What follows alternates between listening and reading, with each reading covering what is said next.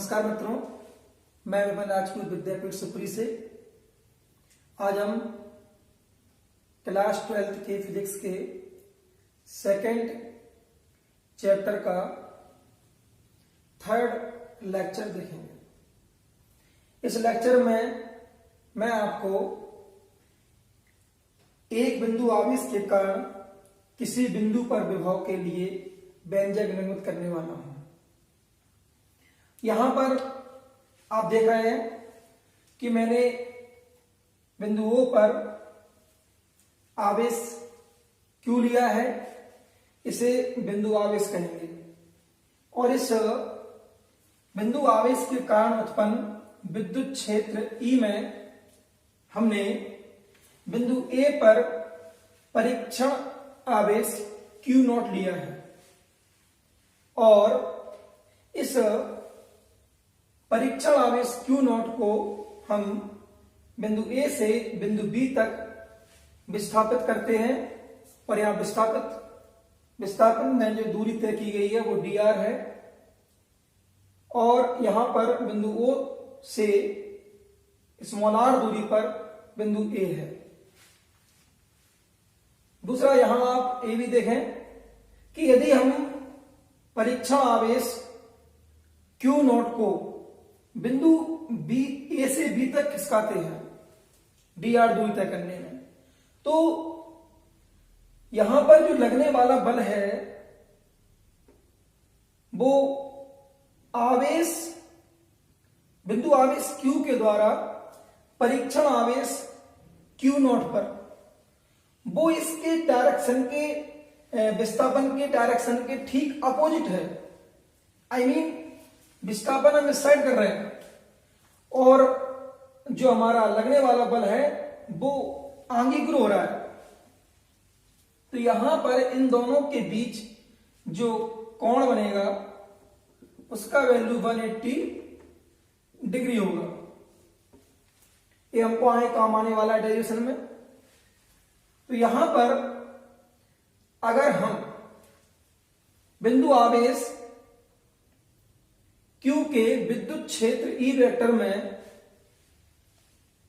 बिंदु A पर उपस्थित परीक्षण आवेश Q0 पर लगने वाले अगर बल की बात करें तो लगने वाला बल F vector equal Q0 E vector होगा। अगर इस बल के द्वारा हम परीक्षण आवेश Q0 को बिंदु A से बिंदु B तक विस्थापित करने में किए गए कार्य की बात करें तो इस बल के द्वारा किया गया कार्य होगा dW इक्वल बल गुणा विस्थापन, यानी कि F वेक्टर डॉट विस्थापन आपका dr वेक्टर है। ओके, अगर हम इसी इक्वेशन को आगे बढ़ाएं तो हम देख सकते हैं कि F यहां हम वेक्टर वैल्यू को स्केलर वैल्यू ला रहे हैं तो F dr आई मीन ये वेक्टर हट जाएंगे और क्या बन जाएगा cos थीटा। यहां हम थीटा की वैल्यू पुट अप करेंगे क्योंकि आपका जो वर्क निकल रहा है वो F और dr के बीच में निकल रहा है। हम पहले बता चुके हैं कि इनका जो डायरेक्शन है वो अपोजिट है। F का डायरेक्शन आगे की ओर है और यानी कि F का जो डायरेक्शन है वो विद्युत क्षेत्र की दिशा में है और dr का जो डायरेक्शन है वो विद्युत क्षेत्र के ठीक विपरीत इस साइड की ओर है।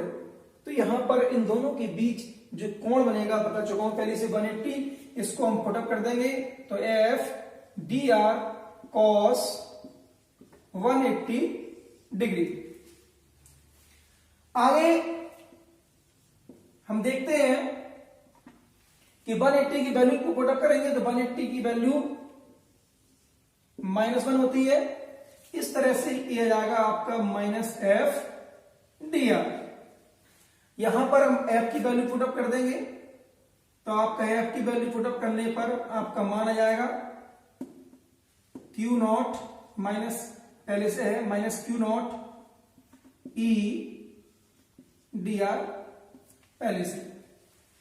यहां पर इक्वेशन नंबर फर्स्ट इसको कर देंगे और हम अब बात करेंगे कि बिंदु आवेश Q के कारण विद्युत क्षेत्र की तीव्रता के लिए। तो विद्युत क्षेत्र की तीव्रता के लिए व्यंजक होगा E वेक्टर इक्वल, यहां पर हम डायरेक्ट ले सकते हैं इसको, E इक्वल 1/4πε0। आप जो तीव्रता की बात कर रहे हैं वो बिंदु परीक्षण आवेश Q नॉट पर, बिंदु आवेश के कारण परीक्षण आवेश Q नॉट पर बात कर रहे हैं, इसलिए यहां पर डिस्टेंस R होगी और आवेश Q होगा, इसलिए क्या आएगा Q/r²।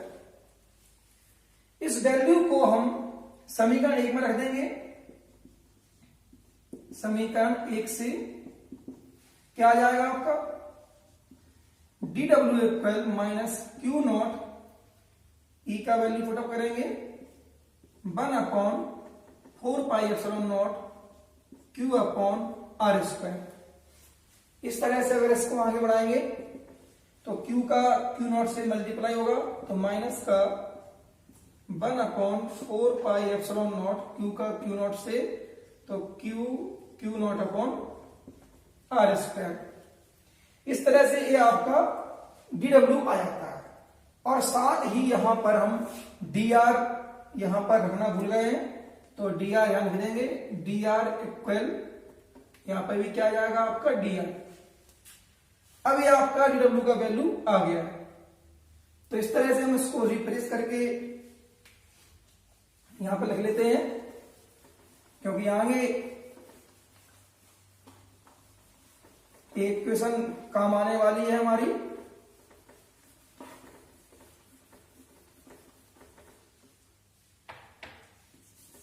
देखिए, तो इस तरह से हमने प्राप्त कर लिया है dw equal -4πε0 Q not upon r² dr। इसे हम इक्वेशन नंबर 2 ले लेंगे,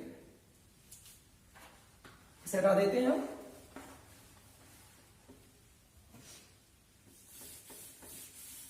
अब देखिए, इसके बाद हम बात करते हैं परीक्षण आवेश को हम अनंत से बिंदु आवेश तक लाने की कोशिश करेंगे। तो जैसे ही हम परीक्षण आवेश को बिंदु O तक लाएंगे तो यहां पर जो किया गया जो कार्य है वो W इनफाइनाइट टू टेंडिंग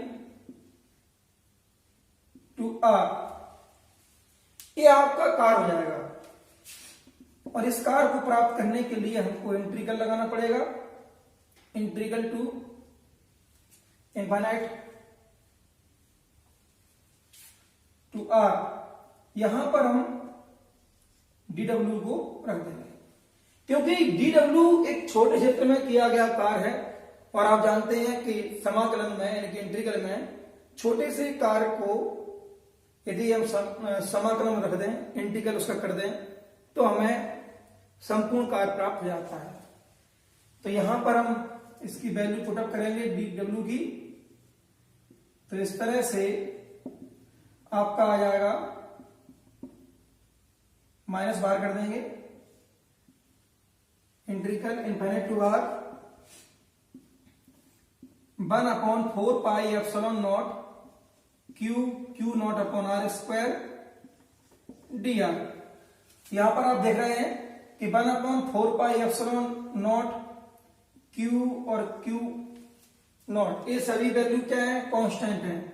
और आप जानते हैं कि समाकलन में यानी कि इंटीग्रल में कांस्टेंट वैल्यू बाहर हो जाती है, क्योंकि उनका समाकलन नहीं होता है। तो तो बाहर कर देंगे 1/4 पाई एप्सिलॉन क्यू नॉट बाहर आएगा तो ऊपर आ जाएगा लो। ओके, अब इसके बाद इनफाइनाइट टू आर, अंदर क्या बचा आपका 1/r² dr। यहां पर आप 1/r² का समाकलन करेंगे तो आपको प्राप्त होगा क्यू नॉट अपॉन 4 पाई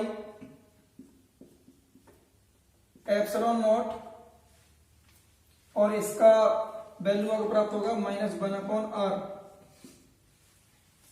इसका मैंने पीडीएफ में विस्तार समझाया है कि ये कैसे प्राप्त हुआ है, आप मेरी पीडीएफ को देख सकते हैं।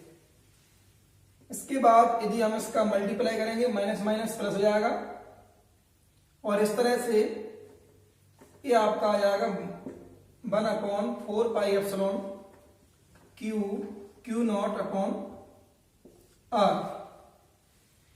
इसे हम इक्वेशन नंबर 3 मान लेंगे।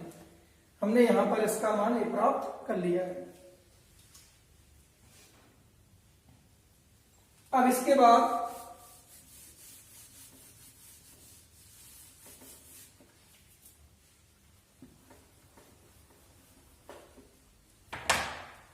हम विभव की बात करते हैं, क्योंकि हमारे पास कार्य प्राप्त हो चुका है, हमारे पास ऑलरेडी परीक्षण आवेश क्यू नॉट है ही, और आप पहले पढ़ चुके हैं हमसे कि विभव प्राप्त करने के लिए किया गया कार्य और क्यू नॉट यानी कि परीक्षण आवेश हो तो किए गए कार्य और परीक्षण आवेश दोनों का अनुपात विभव के मान के बराबर होता है, या विभव का मान बन जाता है। तो यहां पर हम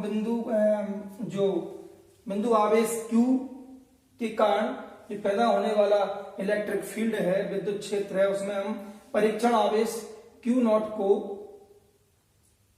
यहां पर जो बिंदु A है यहां हम विभव को ज्ञात करेंगे, क्योंकि हमारा यही डेरिवेशन है। तो यहां पर जो विभव है वो आपका हो जाएगा VA इक्वल जो आपका विभव होगा उसका मान, उसका सूत्र कार्य होगा बराबर कार्य क्या है आप निकाल चुके पहले से, W infinite to R upon Q naught. यदि यहां पर आप इसकी वैल्यू पुटअप करते हैं तो वैल्यू पुटअप करने पर हम समीकरण 3 से वैल्यू पुटअप कर देंगे कार्य की, तो वैल्यू है 1/4 pi epsilon naught Q naught upon R whole upon Q naught. तो आप देख सकते हैं कि क्यू नॉट से क्यू नॉट कैंसिल हो जाएगा, तो इस तरह से आपका विभव के लिए व्यंजक प्राप्त हो जाएगा आपको VA equal 1/4 pi epsilon not